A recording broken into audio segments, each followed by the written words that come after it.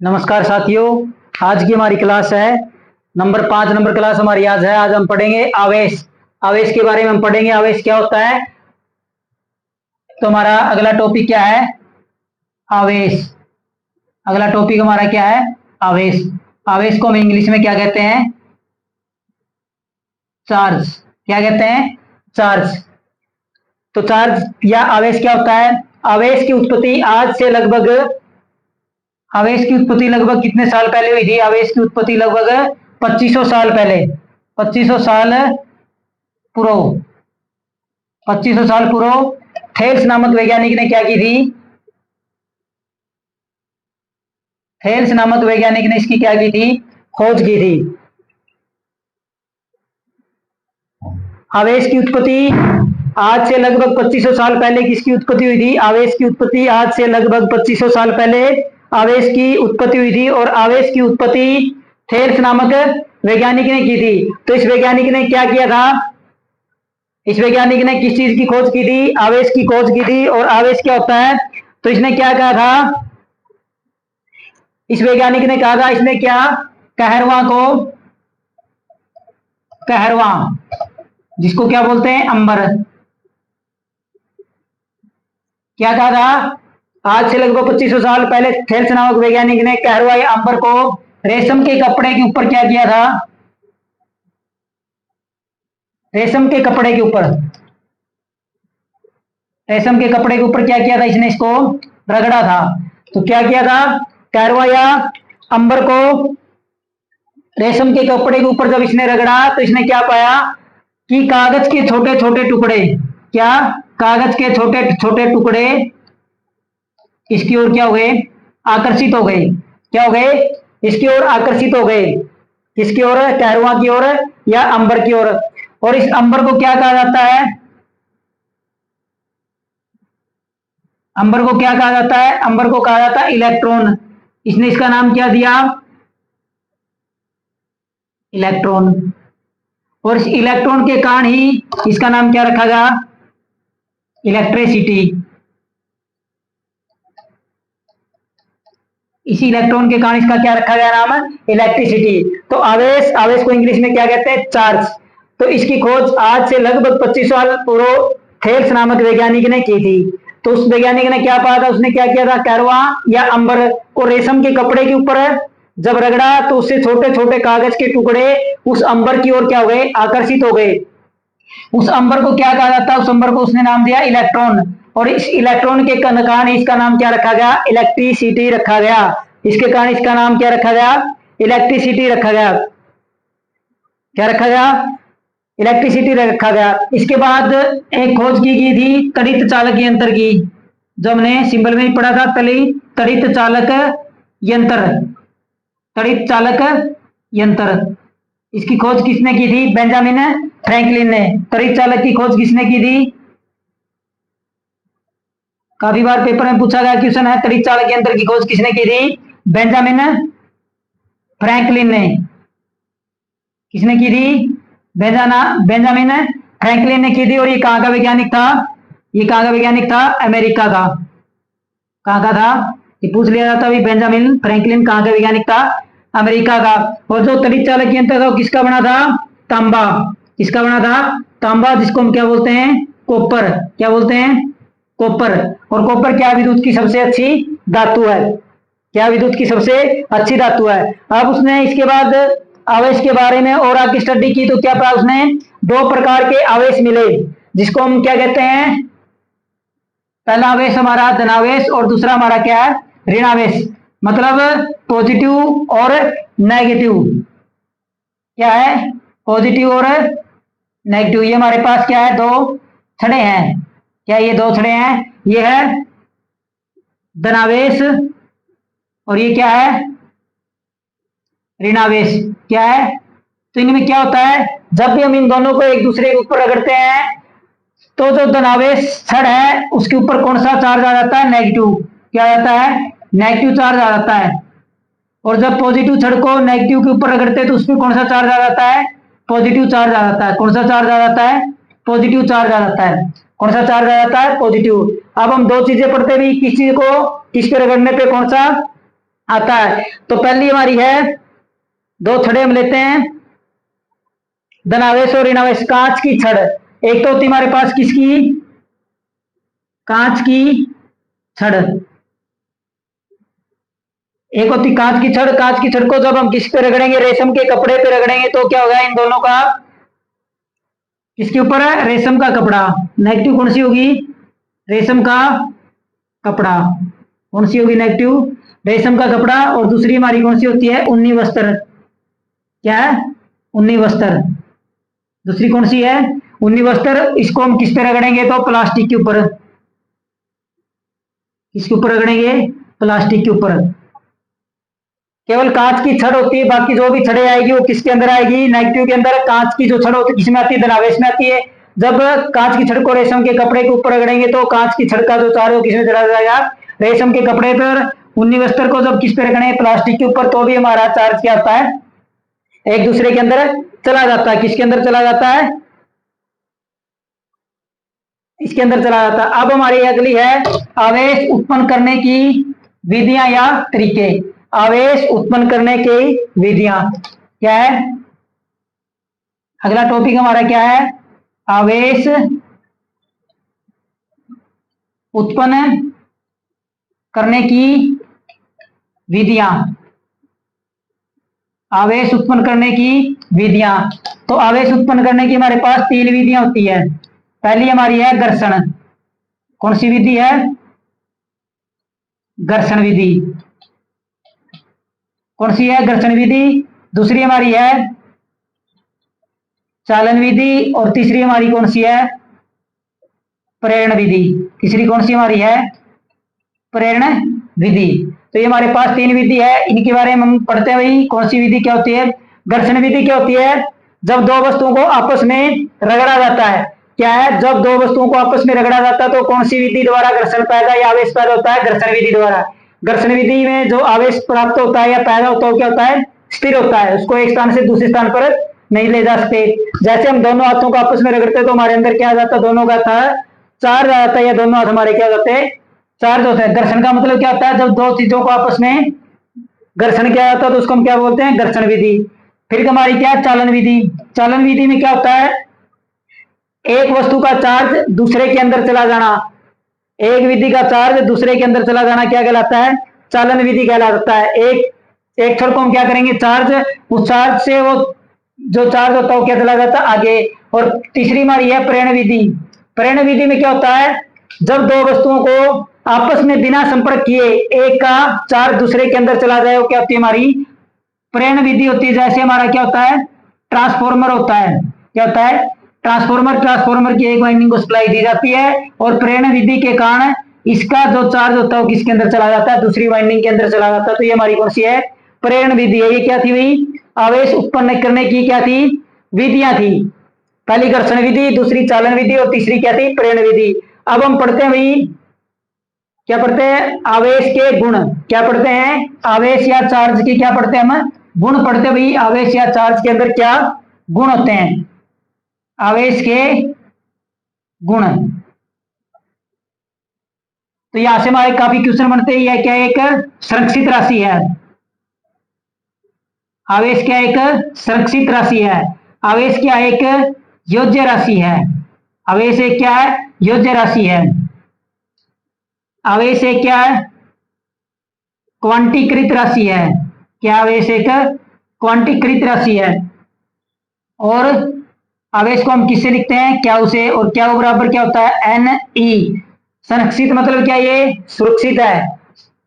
योज्य राशि क्या, इसका हम क्या कर सकते हैं, योग कर सकते हैं, जोड़ घटा सकते हैं। क्वांटीकृत तो क्या होती है, इकट्ठी की जा सकती है। और क्या ई, क्या का मतलब होता है आवेश। क्या का मतलब क्या है, आवेश। और एन का मतलब क्या है, नंबर ऑफ इलेक्ट्रॉन। क्या है, नंबर ऑफ इलेक्ट्रॉन। और ई का मतलब क्या है, इलेक्ट्रॉन का चार्ज। भाई इलेक्ट्रॉन के ऊपर कितना चार्ज है, कितने इलेक्ट्रॉन और उनका कितना चार्ज है। तो ये क्या आवेश के सामान्य गुण है। यह एक संरक्षित राशि है, यह एक योज्य राशि है, क्वांटीकृत राशि है। और क्या बराबर क्या होता है, एन ई। एन का मतलब होता है नंबर ऑफ इलेक्ट्रॉन और ई का मतलब क्या होता है, इलेक्ट्रॉन का चार्ज।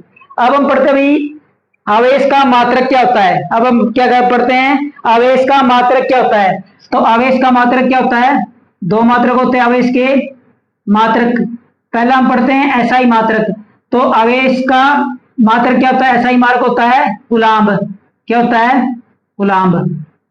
क्या मात्रक होता है, एसआई मात्रक। एसआई मात्रक होता है वो क्या होता है, कूलाम्ब होता है। और दूसरा हमारा कौन सा होता है, सीजीएस। दूसरा मात्रक कौन सा है, सीजीएस। सीजीएस में इसका मात्रक होता है ई एस यू।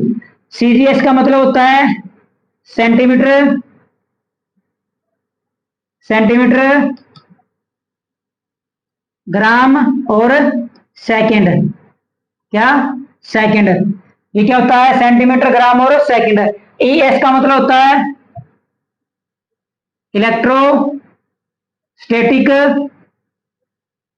यूनिट। क्या होता है, ईएसयू का मतलब क्या होता है, इलेक्ट्रोस्टैटिक यूनिट। तो आवेश के कितने मात्रक होते हैं, आवेश के दो मात्रक होते हैं। एसआई मात्रक होता है कूलाम्ब, और सीजीएस मात्रक क्या होता है, सीजीएस मात्रक होता है ईएसयू, इलेक्ट्रोस्टैटिक यूनिट। और सीजीएस का मतलब क्या होता है, सेंटीमीटर, ग्राम और सेकंड। लाइनमैन के पेपर में ये क्वेश्चन पूछा गया था भाई, सीजीएस क्या होता है। तो सीजीएस का मतलब क्या होता है, सेंटीमीटर, ग्राम और सेकंड होता है। तो बहुत ही अच्छी क्लास है ये, इसके अंदर से काफी क्वेश्चन पूछे जाते हैं। आवेश क्या होता है, इसकी उत्पत्ति कब हुई, इसकी उत्पत्ति किस वैज्ञानिक ने की थी, और आवेश का मात्रक क्या होता है, आवेश एक कैसी राशि है, आवेश का सूत्र क्या होता है, सीजीएस मात्रक क्या होता है, एसआई मात्रक क्या होता है। अब पढ़ते भाई हम, एक कूलाम बराबर कितने ईएसयू होते हैं। क्या पढ़ते हैं भाई, एक ईएसयू बराबर कितने कूलाम होते हैं। क्या पढ़ते हैं, एक कूलाम बराबर, एक कूलाम बराबर कितने ईएसयू होते हैं। क्या पढ़ेंगे, एक कूलाम बराबर कितने ईएसयू होते हैं, 3 गुणा 10 की शक्ति 19। कितने होते हैं, 3 गुणा 10 की शक्ति 19। कितने होते हैं, 3 गुणा 10 की शक्ति 19 ईएसयू। तो एक कूलाम बराबर कितने ईएसयू होते हैं, एक कूलाम बराबर होते हैं 3 गुणा 10 की शक्ति 19 ईएसयू, इलेक्ट्रोस्टैटिक यूनिट। अब हम पढ़ते हैं भाई, एक ईएसयू बराबर कितने कूलाम होते हैं। तो एक ईएसयू बराबर क्या होते हैं, 3.33 गुणा 10 की शक्ति माइनस 10 कूलाम। कितने होते हैं, 3.33 गुणा 10 की शक्ति माइनस 19 से क्या होते हैं, कूलाम होते हैं। फिर हम पढ़ते भाई, एक फेराडे बराबर कितने कूलाम होते हैं। तो एक फेराडे बराबर कितने होते हैं, 96,500 कूलाम होते हैं। कितने होते हैं, 96,500 कूलाम होते हैं। तो ये तीन चीजें ये पेपर में आया हुआ है, तीनों इक्वेशन क्या हुए हैं, पेपर में हुए हैं। एक कूलाम बराबर कितने ईएसयू होते हैं, 3 गुणा 10 की शक्ति 19। और फिर पूछा जाता है एक ईएसयू बराबर कितने कूलाम होते हैं, 3 गुणा 10, 3.33 गुणा 10 की शक्ति माइनस 10 कूलाम। और फिर पूछा जाता है एक फैराड बराबर कितने होते हैं। तो एक फैराड बराबर कितने होते हैं, 96,500 कूलाम। तो अब हम पढ़ते भाई, जो आवेश है उसको किसके द्वारा मापा जाता है। तो इसको किसके द्वारा मापा जाता है, विद्युतदर्शी। विद्युतदर्शी, विद्युतदर्शी द्वारा क्या किया जाता है, आवेश को क्या किया जाता है, मापा जाता है। किसके द्वारा, विद्युतदर्शी द्वारा या इलेक्ट्रोस्कोप के द्वारा इसको मापा जाता है। दूसरा किसके, इलेक्ट्रोस्कोप के द्वारा। इन दो चीजों के द्वारा क्या किया जाता है, आवेश को मापा जाता है। क्या किया जाता है, आवेश को किसके द्वारा मापा जाता है, विद्युतदर्शी या इलेक्ट्रोस्कोप के द्वारा क्या किया जाता है, आवेश को मापा जाता है। अब हम पढ़ते हैं कूलाम का नियम। क्या पढ़ते हैं हम, अगला टॉपिक हमारा क्या है, कूलाम का नियम। अगला टॉपिक जो हमारा क्या कौन सा है, कूलाम का नियम। किसका, कूलाम का नियम। तो इसके साथ लिख लेना भाई, ये गुरुत्वाकर्षण नियम जैसा होता है। गुरुत्वाकर्षण नियम जैसा होता है। तो हम कूलाम का नियम पढ़ते हैं। तो कूलाम का नियम क्या होता है, क्या होता है, एफ बराबर के Q1 Q2 bye are square. क्या होता है? ये होता है हमारा कूलाम का नियम होता है। और जो गुरुत्वाकर्षण का नियम होता है वो हमारा क्या होता है? F बराबर m G1 G2 bye are square. तो ये किसके नियम जैसा है? गुरुत्वाकर्षण के नियम जैसा है। अब हम ये पढ़ते हैं भाई के क्या होता है। तो के बराबर क्या होता है? के बराबर होता है, के बराबर क्या होता है? 9 गुणा 10 की शक्ति 9 गुणा 10 की शक्ति 9 न्यूटन मीटर स्क्वायर। क्या होता है? के बराबर होता है 9 गुणा 10 की शक्ति 9 न्यूटन मीटर पर सेकंड सेंटीमीटर स्क्वायर। कितना होता है? के बराबर 9 गुणा 10 की शक्ति 9 न्यूटन मीटर स्क्वायर पर सेंटीमीटर स्क्वायर। ये क्या होती है भाई? के की वैल्यू होती है। के की एक तो ये वैल्यू होती है और के की दूसरी वैल्यू होती है 1/4 पाई एप्सिलॉन। क्या होती है? के की दूसरी वैल्यू क्या होती है? के बराबर 1/4 पाई एप्सिलॉन। और इस एप्सिलॉन को हम क्या लिखते हैं? पैरा विद्युतांक। ये क्या होता है? पैरा विद्युतांक। क्या होता है ये? पैरा विद्युतांक क्या होता है? क्या होता है ये? पैरा विद्युतांक। क्या होता है? पैरा विद्युतांक होता है। और इस एप्सिलॉन बराबर भी क्या होते हैं? ये भी होते हैं, दो प्रकार की होती है, ई नोट और ई आर। ये क्या होता है? ई नोट बोलते हैं इसको, ई जीरो नहीं है, क्या ई नोट। और इस ई नोट की वैल्यू क्या होती है? 8.85 गुणा 10 की शक्ति -12 फेराड पर मीटर। क्या होती है? 8.85 गुणा 10 की शक्ति -12 फेराड। क्या होती है?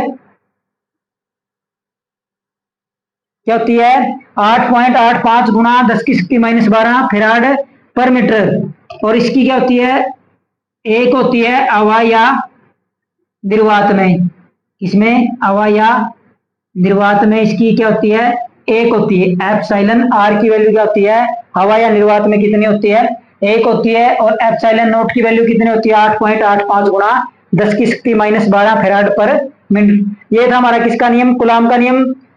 Q1 और Q2 क्या है? Q1 और Q2 क्या है? आवेश है। क्या है?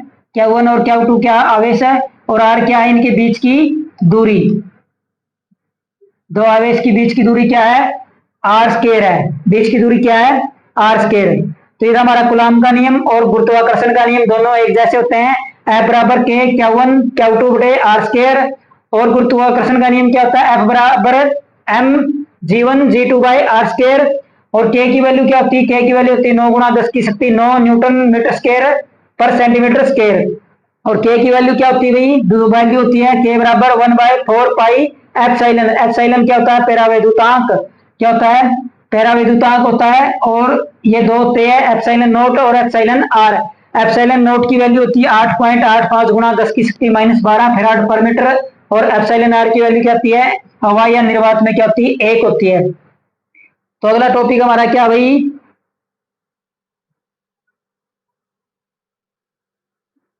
एक इलेक्ट्रॉन बराबर कितने कूलाम होते हैं? एक इलेक्ट्रॉन बराबर कितने कूलाम होते हैं? अब क्या भाई? एक इलेक्ट्रॉन बराबर में कितने कूलाम होते हैं? तो एक इलेक्ट्रॉन बराबर होते हैं, एक इलेक्ट्रॉन बराबर है कितने कूलाम होते हैं? एक इलेक्ट्रॉन बराबर में कितने कूलाम होते हैं भाई? 1.6 गुणा 10 की शक्ति -19 कूलाम होते हैं। कितने होते हैं? 1.6 गुणा 10 की शक्ति -19 कूलाम होते हैं। क्या होते हैं? 1.6 गुणा 10 की शक्ति -19 कूलाम होते हैं। तो अब यहाँ से हम क्या करते हैं भाई? एक कूलाम बराबर कितने इलेक्ट्रॉन होते हैं, यहाँ से हम क्या करेंगे? फाइंड आउट करेंगे। तो एक कूलाम बराबर क्या होगा? 1/1.6 गुणा 10 की शक्ति -19 इलेक्ट्रॉन हो गए। ये बात समझ में आ गई? हमने क्या करना? एक कूलाम की वैल्यू निकालनी है। तो एक कूलाम बराबर क्या हो जाएगा? 1/1.6 गुणा 10 की शक्ति -19 कूलाम। तो अब इसको थोड़ा और आगे सोल्व करते तो क्या हो जाएगा भाई? 1/, ये है एक पॉइंट, तो इस पॉइंट को हटाने के लिए हम क्या करते हैं? ऊपर 10 से गुणा करते हैं। क्या करते हैं? 10 से गुणा। और फिर क्या है? 10 गुणा माइनस 19 इलेक्ट्रॉन ये होगी। अब इसको थोड़ा और आगे सोल्व करते हैं भाई। 1 कूलम बराबर 10/16 गुणा 10 की शक्ति -18 कर देते हैं। क्या कर देते हैं? -18। यहां से हमने क्या किया, एक वैल्यू कम की है तो ये कहां चली जाएगी, 10 ऊपर चला जाएगा और ये क्या, इलेक्ट्रॉन। अब इसको जब हम सोल्व करते हैं तो क्या होता है भाई, 10 और 10 100/16 गुणा 10 की शक्ति -18 इलेक्ट्रॉन। जब इसको आगे सोल्व करते तो हम जब 100 में 16 का भाग देते तो 16 पंजे 80, 16 छिके 96। 1 कूलम बराबर क्या हो जाएगा, 6 पॉइंट कितने बच गए, 4 बच गए तो 0 पॉइंट लग गया। 16 दूनी 32, कितने बच गए, 8। कितने बच गए, 8। 1 0 कागरी तो 16 पंजे 80। 6.5 गुणा 10 की शक्ति 18 इलेक्ट्रॉन। तो ये नीचे हमारे किस में था, नेगेटिव में। जब इसको ऊपर लेके जाएंगे तो किस में हो जाएगा, प्लस में हो जाएगा। तो हमारे 1 कूलम बराबर कितने इलेक्ट्रॉन होते हैं, कितने होते हैं, 1 कूलम बराबर होते हैं 6.25 गुणा 10 की शक्ति 18 कूलम। और ये क्या है, काफी इंपॉर्टेंट क्वेश्चन है। क्या है, इंपॉर्टेंट है भाई। 1 कूलम बराबर कितने इलेक्ट्रॉन होते हैं, तो कितने होते हैं, 6.25 गुणा 10 की शक्ति 18 इलेक्ट्रॉन होते हैं। तो ये था हमारा भी आवेश। और अब हम पढ़ेंगे क्या, अगर आगे पढ़ेंगे भाई पदार्थ। पदार्थ कितने प्रकार के होते हैं, क्या पढ़ेंगे हम, पदार्थ। क्या पढ़ेंगे, पदार्थ। तो आवेश के बाद हम क्या पढ़ते हैं भाई, पदार्थ। पदार्थ क्या होते हैं हमारे, और पदार्थ कितने प्रकार के होते हैं। तो हमारा क्या है, हमारी हेडिंग है पदार्थ, जिसको हम क्या बोलते हैं, मैटर। क्या बोलते हैं, तो पदार्थ हमारा होता है 3 प्रकार के होते हैं। कितने प्रकार के होते हैं, 3। पहला होता है ठोस, दूसरा होता है द्रव, और तीसरा होता है गैस। ठोस को क्या बोलते हैं, सॉलिड। क्या बोलते हैं, सॉलिड। और द्रव को क्या बोलते हैं, क्या बोलते हैं, द्रव को लिक्विड। क्या बोलते हैं, क्या बोलते हैं, लिक्विड। और गैस को क्या बोलते हैं, गैस बोलते हैं। अब इनके बारे में पढ़ते हैं भाई, कौन सा क्या होता है। ठोस क्या होते हैं, जिनका आकार व आयतन क्या हो, निश्चित। आकार व आयतन। ठोस पदार्थ कौन से पदार्थ होते हैं, वे पदार्थ जिनका आकार व आयतन दोनों क्या हो, निश्चित होते हैं। क्या होते हैं, आकार व आयतन दोनों क्या हो, निश्चित। उसको हम क्या बोलते हैं, ठोस। जैसे पत्थर, लकड़ी आदि ये चीजें किस में आती है, ठोस में आती है। उसके बाद आता है द्रव। इसका क्या होता है, आयतन निश्चित होता है लेकिन आकार क्या नहीं होता, निश्चित नहीं होता। क्या नहीं होता, आकार क्या होता है, आकार इसका क्या होता है, निश्चित नहीं होता। आयतन क्या होता है, आयतन होता है निश्चित। क्या होता है, आयतन निश्चित। क्या होता है, आयतन है निश्चित। और आकार क्या होता है, आकार होता है अनिश्चित। आकार क्या होता है इसका, अनिश्चित। उसको हम क्या बोलते हैं, लिक्विड। जिसका आकार तो अनिश्चित हो और आयतन क्या हो, निश्चित, उसको हम क्या बोलते हैं, द्रव। जैसे पेट्रोल है, डीजल है, तो इसका आकार तो निश्चित नहीं होता लेकिन आयतन क्या होता है, निश्चित होता है। जैसे ठंडा हो गया 2 लीटर, तो इसका आयतन क्या हो गया, निश्चित। आकार क्या है उसका, निश्चित नहीं है। जिस भी आकार में उसको डालेंगे वो क्या हो जाता है, उसका आकार चेंज हो जाता है। इसके बाद क्या है, गैस। इनका आकार व आयतन दोनों क्या होते हैं, अनिश्चित होते हैं। इसका आकार व आयतन दोनों क्या नहीं होते, निश्चित नहीं होते। जैसे हमारी एलपीजी है, सीएनजी है, जिस भी आकार को इसमें आप डालोगे उसी आकार में क्या हो जाएगी, डल जाएगी। तो ये हमारे क्या थे, पदार्थ है ठोस, जिसका आकार व आयतन दोनों निश्चित हो, उसको हम क्या बोलते हैं, ठोस पदार्थ बोलते हैं। द्रव, लिक्विड, आयतन निश्चित होता है लेकिन आकार क्या होता है, अनिश्चित होता है। गैस, गैस का आकार व आयतन क्या नहीं होते, निश्चित नहीं होते। तो अगला टॉपिक हमारा क्या भाई, अणु। इसके बाद क्या था भाई हमारा, क्या था, अणु, मॉलिक्यूल। तो ये क्या होता है, पदार्थ का छोटा से छोटा कण। पदार्थ का छोटे से छोटे से छोटा, छोटे से छोटा छोटे से छोटा कण क्या होता है भाई? पदार्थ का छोटे से छोटा कण होता है जिसके क्या नहीं किए जा सकते, टुकड़े नहीं किए जा सकते। और ये क्या होता है? भौतिक रूप से, भौतिक रूप से क्या होता है? स्वतंत्र होता है। क्या होता है? भौतिक रूप से क्या होता है? स्वतंत्र होता है। भौतिक रूप से क्या होता है? स्वतंत्र होता है। और रासायनिक क्रिया द्वारा क्या किया जाता है? रासायनिक क्रिया द्वारा,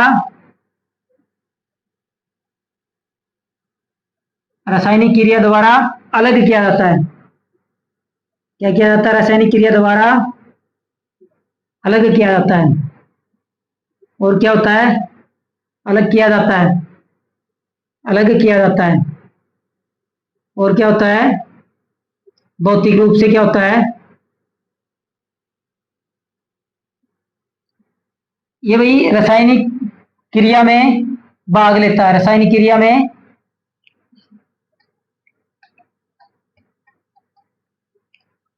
क्या होता है? ये रासायनिक क्रिया में क्या करता है? भाग लेता है।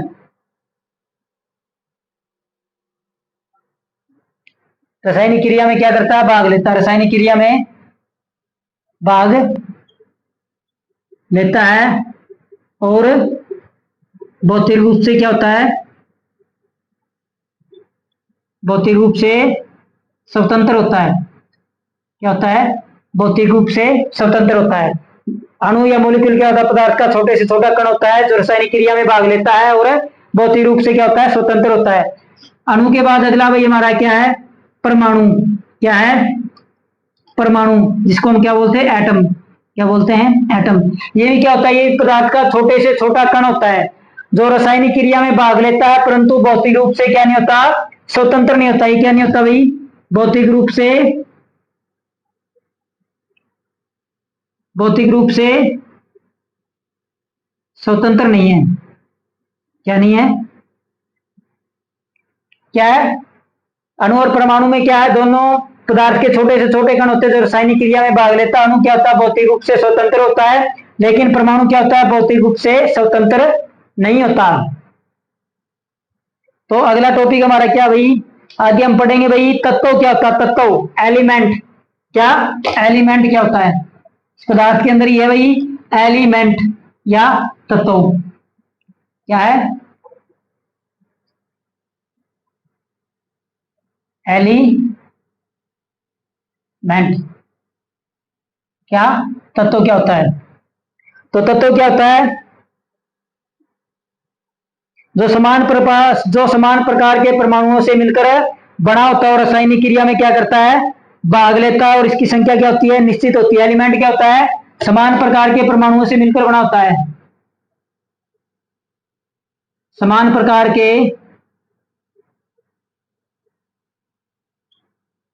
समान प्रकार के परमाणुओं से, समान प्रकार के परमाणु से मिलकर बना होता है। क्या भाई? समान प्रकार के परमाणु से मिलकर बना होता है। रासायनिक क्रिया में भाग लेता है। क्या करता है? रासायनिक क्रिया में भाग लेता है। और इनकी संख्या क्या होती है? इनकी संख्या क्या होती है? संख्या क्या होती है? निश्चित होती है। संख्या क्या होती है? निश्चित होती है। क्या होती है? संख्या क्या होती है? इनकी संख्या क्या होती है? निश्चित होती है। क्या होता है भाई? एलिमेंट क्या होता है? तत्व क्या होता है? जो समान प्रकार के परमाणुओं से मिलकर बना होता है उसको हम क्या बोलते हैं? एलिमेंट बोलते हैं। समान प्रकार के परमाणुओं से मिलकर जो बना होता है उसको हम क्या बोलते हैं? एलिमेंट बोलते हैं। और इनकी संख्या क्या होती है? निश्चित। अब पढ़ते हैं हम यौगिक। आगे हम क्या पढ़ते हैं भाई? यौगिक। यौगिक इंग्लिश में क्या कहते हैं? कंपाउंड। जो दो चीजों से मिलकर बना होता है। क्या है? जो असमान प्रकार के परमाणुओं से मिलकर बना होता है।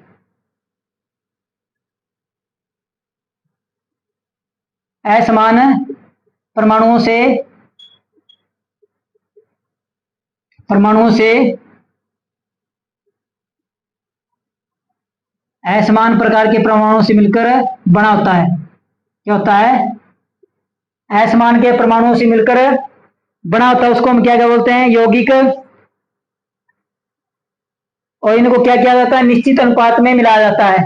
इन परमाणुओं को क्या किया जाता है, निश्चित अनुपात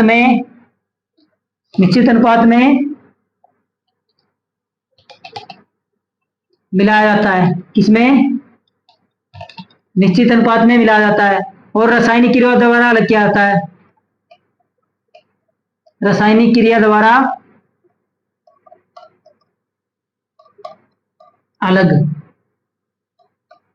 क्या भाई, यौगिक या कंपाउंड क्या होता है, असमान प्रकार के परमाणुओं से मिलकर बना होता है। असमान प्रकार के परमाणुओं से मिलकर बना होता है और इनको क्या किया जाता है, निश्चित अनुपात में मिलाया जाता है। और रासायनिक क्रिया द्वारा क्या किया जाता है, इनको अलग किया जाता है। क्वेश्चन आता है भाई, यौगिक को किस क्रिया के द्वारा किया जाता है, तो किस क्रिया के द्वारा अलग किया जाता है, रासायनिक क्रिया के द्वारा इसको क्या किया जाता है, अलग किया जाता है। अब अगला जो हमारा भाई मिश्रण, क्या है, मिश्रण या मिक्सचर, क्या है, मिक्सचर। तो ये क्या होता है, ये भी असमान प्रकार के परमाणुओं से मिलकर बना होता है। क्या होता है,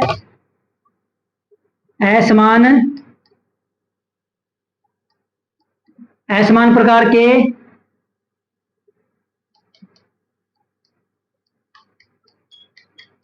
परमाणुओं से मिलकर बना होता है।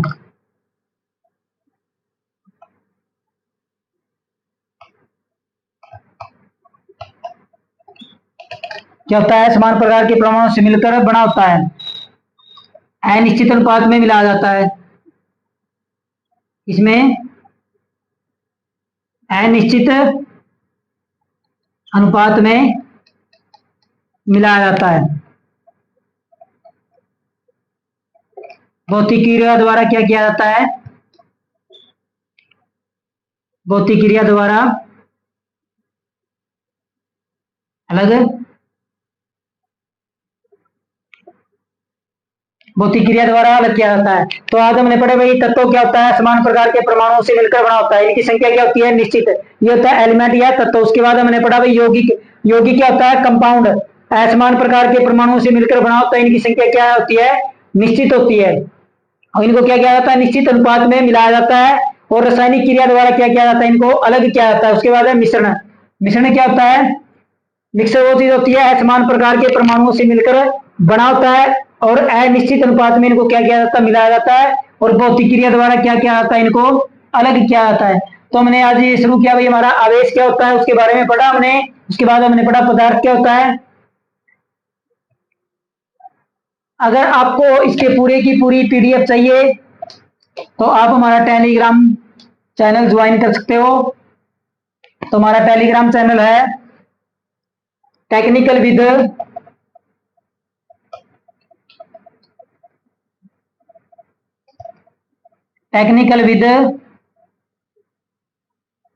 Poonia sir. Technical with Poonia sir, ये हमारा क्या है, टेलीग्राम चैनल है। ये हमारा क्या है, टेलीग्राम चैनल है। इसको आप जरूर ज्वाइन करें और इसकी पूरी की पूरी पीडीएफ आपको किस पे मिलेगी, हमारे टेलीग्राम चैनल पे हम डाल देंगे। वहां से आप क्या कर सकते हो, इसकी पूरी की पूरी पीडीएफ प्राप्त कर सकते हो। तो हम आशा करते हैं कि हमारे द्वारा समझाया गया आवेश का जो चैप्टर था वो आपके समझ में आएगा। और जो भी कोई चीज आपकी समझ में नहीं आई तो हमें आप क्या कर सकते हैं, कमेंट करके पूछ सकते हैं, हमें ये चीज समझ में नहीं आई, ताकि हम आपको क्या कर सके, दोबारा से उस चीज को आपको अच्छी प्रकार से क्या कर सके, समझा सकें। धन्यवाद।